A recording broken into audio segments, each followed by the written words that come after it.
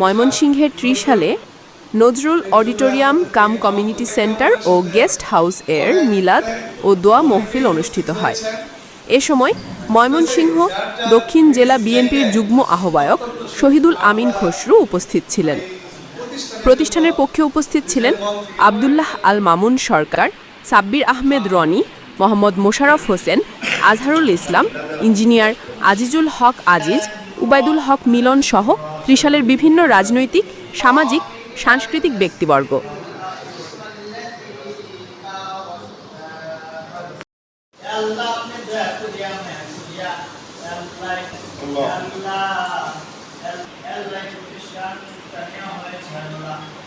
আল্লাহ বিশেষ করিয়া আল্লাহ আমাদের মধ্যবর্তী পিতা মাতা দাদা দাদি নানা নানি ভাই বোনেরা স্বজন আল্লাহ অনেক অন্ধকার কবরে